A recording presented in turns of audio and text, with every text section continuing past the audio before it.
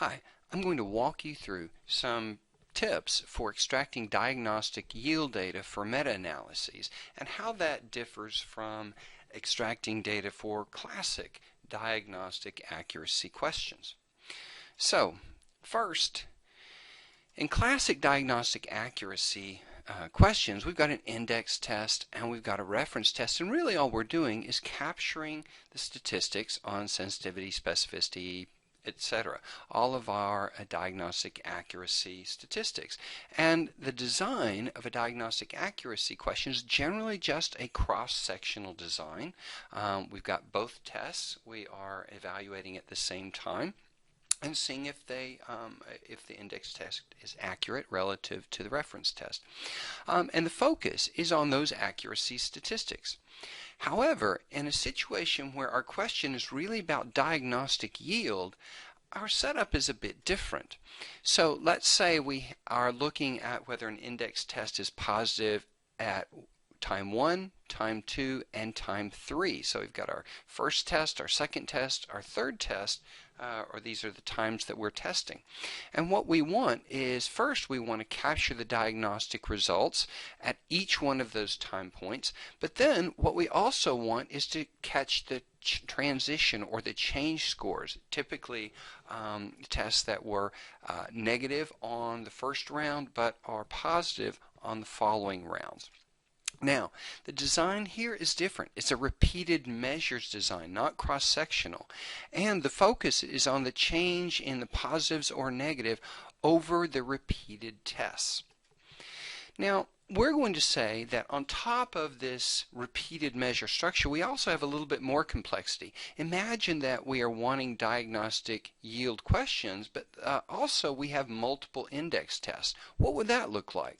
Well, we'd have all of the information we just laid out for index test 1, but we'd also have the same information for index test 2.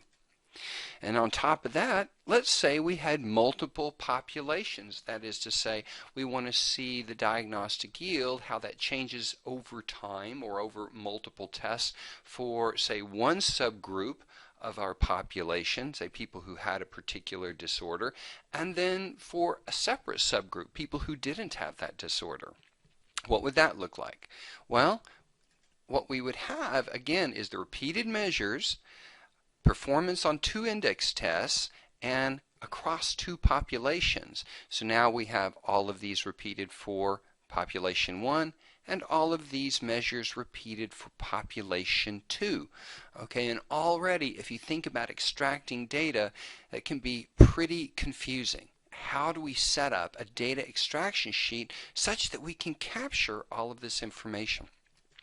Well, what I'm going to do now is walk you very briefly through an example in SRDR, which is a data extraction tool, free online data extraction tool, to show you how you can set up your extraction sheet to capture this sort of complexity.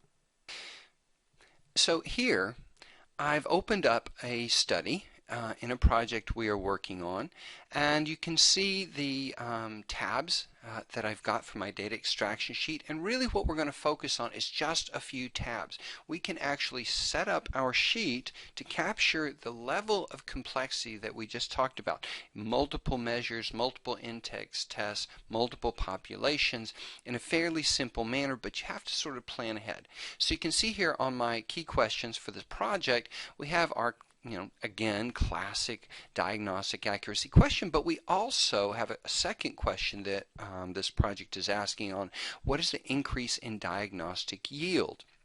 So the tabs that I need to focus on before I start entering anything is my diagnostic test tab, my outcomes tab, and my results tab. So let me show you what we've done. For my diagnostic tests, essentially, I'm going to take care of the issue of multiple index tests by just adding as many index tests as my authors talk about. And so here I've just set up, I can choose as many as I need to from my drop down. You can see on this project we've got several different tests that we're looking at. And so setting up for multiple index tests is really fairly simple. but we still have the problem of repeated measures and repeated populations. Well, here's how I'm going to set that up on my Outcomes tab.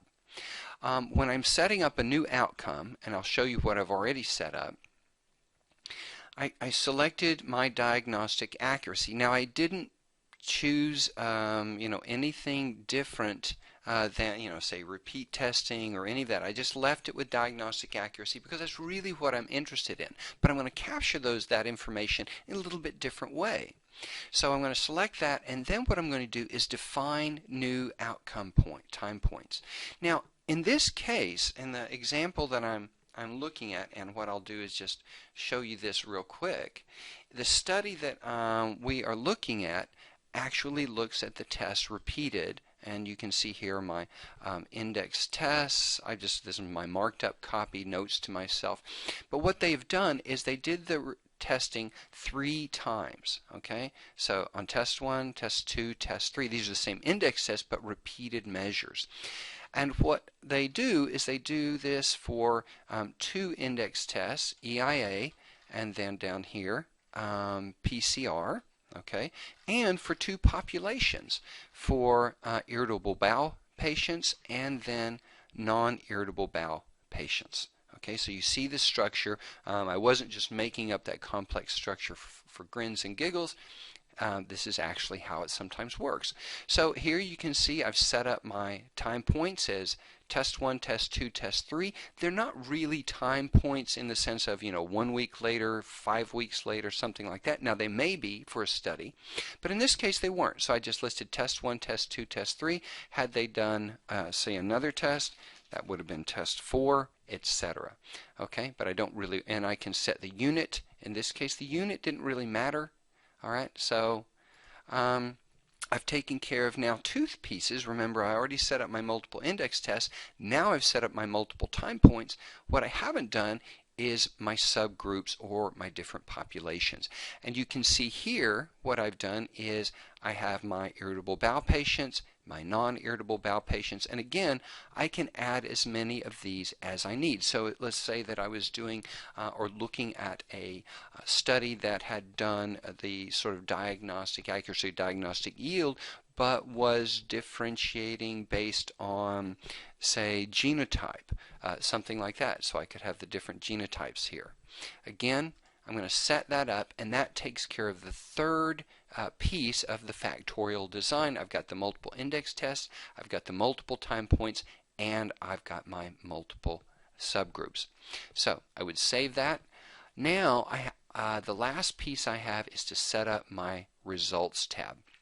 So I'm going to jump over here, and what I need to first do is I'm going to select diagnostic accuracy, which is the only outcome I have, and then before I can set anything up I have to select a population. Now as you saw in the article, they report results only by subgroup population. So I have my irritable bowel and my non-irritable bowel. Let me show you irritable bowel. So I click this, and let me show you how I set this up. The first thing I did is I told it what measures I needed. In the descriptives, I set that fairly simply. All I wanted to get was the N in the sample. Again, on a project where there are lots of people building in, you can see I have my standard up here that come sort of predefined in SRDR, and then I have other ones that have been added in our project, and you see here I needed to add this one, the N of the sample of patients. Now one of the things I can do is I can define it for one time point only, say time point 1, or I can do this for all time points in the outcome. Now I suggest in general it might be good to use all time points just because then you'll set it up symmetrically, and I'll show you how you can tailor it in a second to show only what you need in terms of some time points. So right here I only had time point 1. And you can see how I've set up. I've done a similar thing with the edit measures for test 1. This is time point 1. I have the N, the percent, and the lower and upper confidence interval for the percent testing positive. Same thing for 2 and 3. And then down below, I've organized it so that I have my change scores, the transition score, so the N that transitioned from negative to positive. Now you'll notice I don't have my test at time 1. Well, at time 1, that's not a transition. The transitions go between test 1 and 2 and between test 2 and 3. Now, you may be wondering, okay, how did we get only the pieces? Like, for instance, I have 3 time points here, 2 there, 1 here. Up here, when I first set it up, SRDR showed me all the time points. Okay, so you see I have all 3 time points here, all 3 time points on my point measures or test measures, and then all 3 transition. But as I showed you before, I mentioned before, I don't really need, there's no such thing as a transition to test 1. So I can remove that. And then it's going to show me only what I need.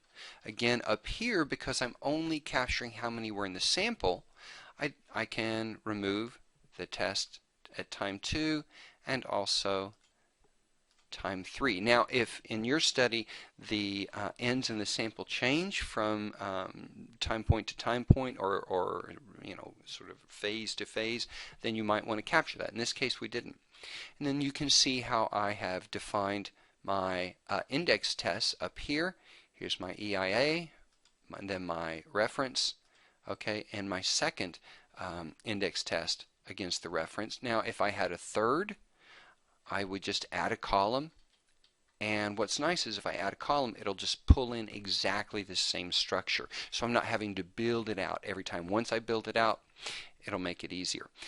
Now, once I've got that done, okay, save. Always save. Okay, and you'll notice I've saved, and I'm only saving the structure. I haven't entered anything yet. Now, I can go over and look at my non-IBD, and guess what? It's mimicked the structure for me, and I don't have to build it out again. So once you build it out once, SRDR is going to set that up for you. So it turns out and it works really nicely. So in summary, if you've got a question like we have, or an article that has the level of complexity, we need to set up multiple index tests. Well, we're going to do that on the Diagnostic Test tab. When we have a situation where we have repeated measures, we're going to set that up in the Define Outcome Time Points on the Outcomes tab. To set up multiple populations, we're going to do that on the Outcomes tab under Define Patient Populations or Subgroups. And then finally, we're going to set up our measures that we need or that are reported from our study under Results before we start entering data. And once you get the hang of these tools and what's available to you and know how to use them, then I think you're going to have a much easier time when you run into the situation with complex articles.